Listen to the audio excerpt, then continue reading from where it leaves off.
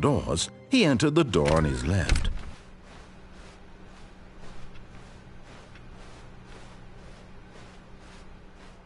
Yet there was not a single person here either. Feeling a wave of disbelief, Stanley decided to go up to his boss's office, hoping he might find an answer there. Stanley stepped into the broom closet, but there was nothing here, so he turned around and got back on track.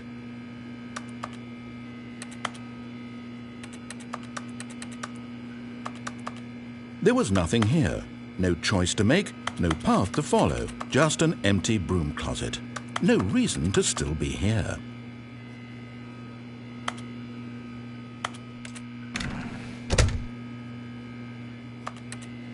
It was baffling that Stanley was still just sitting in the broom closet. He wasn't even doing anything. At least if there was something to interact with, he'd be justified in some way. As it is, he's literally just standing there doing sweet FA.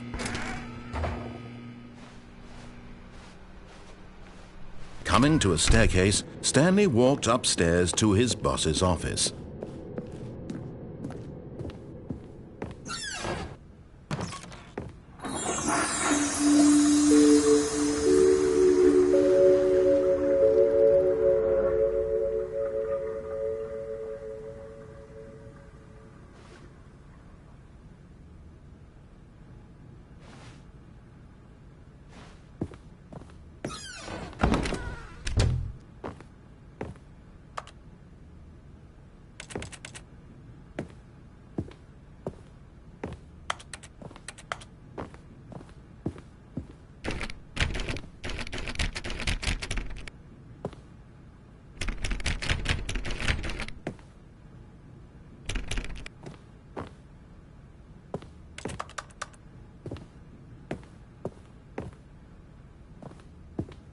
Stepping into his manager's office, Stanley was once again stunned to discover not an indication of any human life. What could it mean? Stanley wondered aloud to nobody. He began wildly tearing through papers on the boss's desk, pulling books. Stanley was in such a rush to get through the story as quickly as possible, he didn't even have a single minute to just let the narrator talk. That kind of anxiety isn't healthy. So he relaxed for a few moments with some calming New Age music.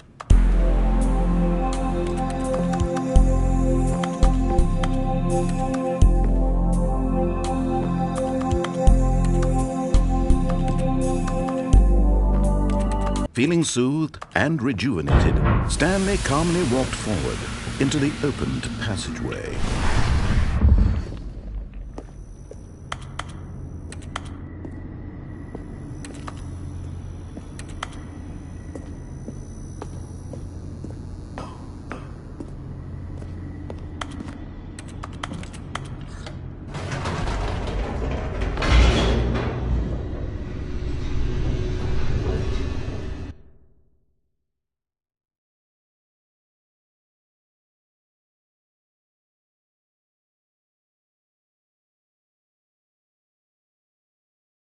Descending deeper into the building, Stanley realized he felt a bit peculiar.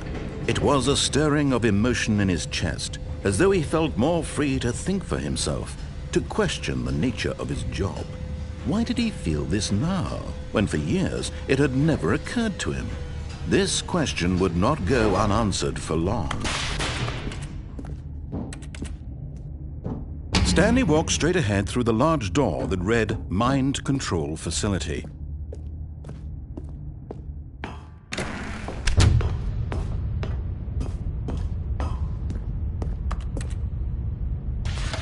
The lights rose on an enormous room packed with television screens. What horrible secret did this place hold? Stanley thought to himself. Aha! You've made it to the bottom of the Mind Control Facility. Welcome! You see, back when the Stanley Parable first launched in 2013, getting to the bottom of the Mind Control Facility was a bug that we simply didn't catch during development. And you all sent us lots of photos of it on Twitter and acted very superior about it. And you're all very, very clever. Good for you. Anyway, when it came time to update the game, we knew that we had to do something about this little goof of ours. So here you go. New content.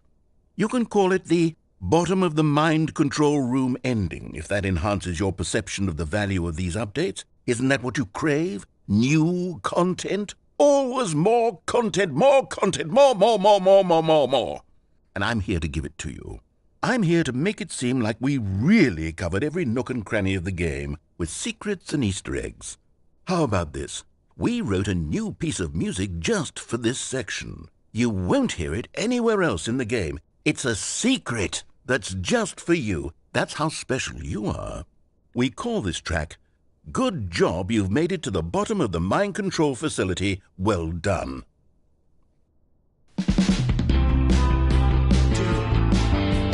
Good job, you did it. Good job. 3, 2, 1. Good job, you made it to the bottom of the mind control facility. You jumped on the catwalk. You should have been careful. You should have been careful. It used to be a bug, but now it's an ending. Now it's an ending. I believe in you. I believe in your ability to cross this barrier and chase your dreams. But railings don't mean anything. Good job, you did it. Good job, you did it. Good job, you did it. Good job, you did it. Good job, you did it. Good job, you did it. Good job, you did it. Good job, you did it. Good job, you did it. Good job, you did it.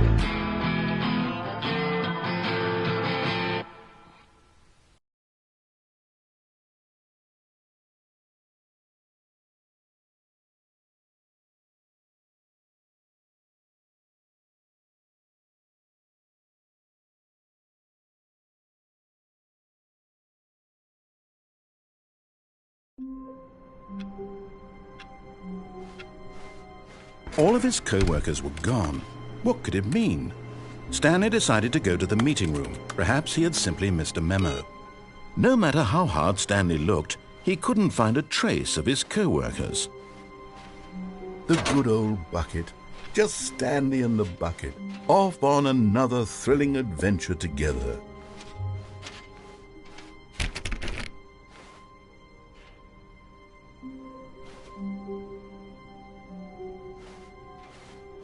Stanley clutched the bucket tightly to his chest. This was not the correct way to the meeting room, but Stanley had felt the bucket calling to him, telling him that the employee lounge was simply the place to be.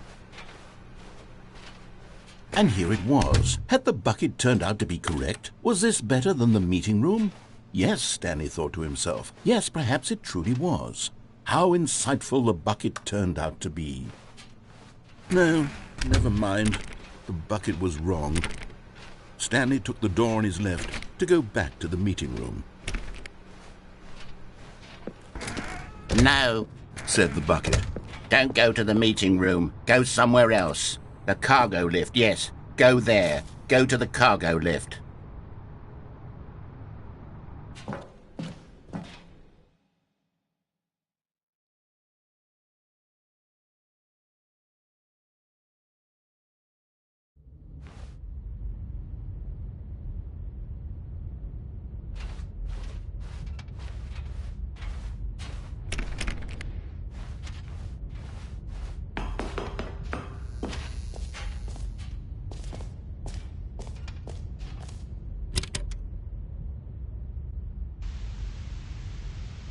Okay, this is day number 295, tape number...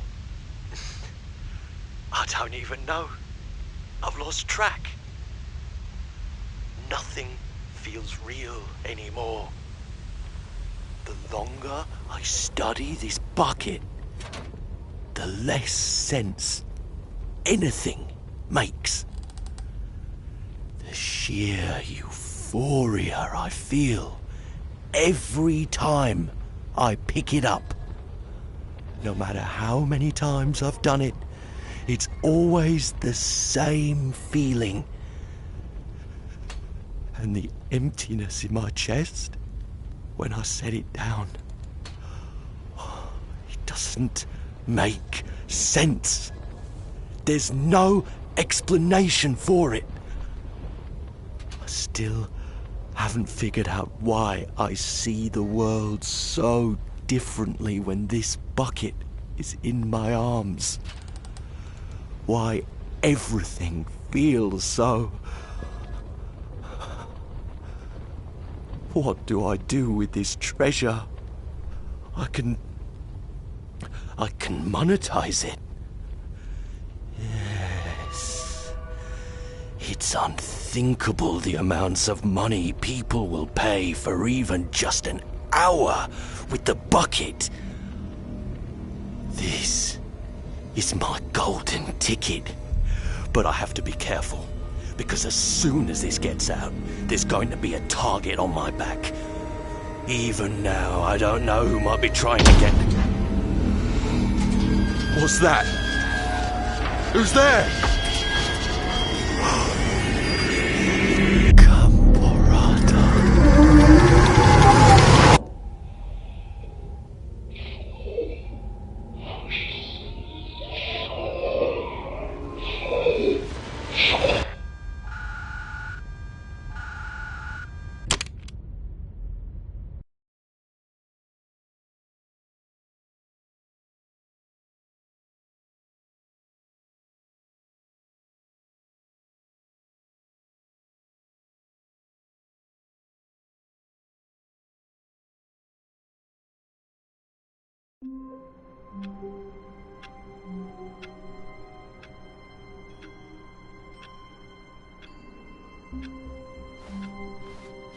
All of his co-workers were gone.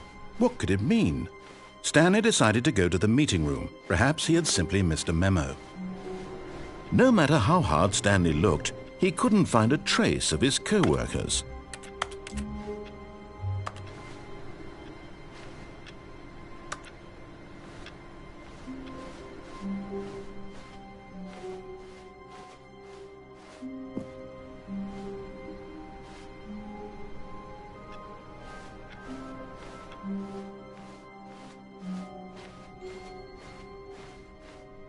When Stanley came to a set of 2 open doors, he entered the door on his left.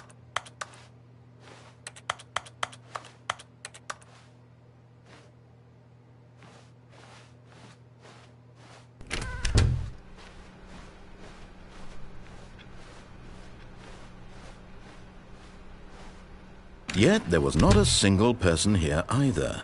Feeling a wave of disbelief, Stanley decided to go up to his boss's office, hoping he might find an answer there. Coming to a staircase, Stanley walked upstairs to his boss's office.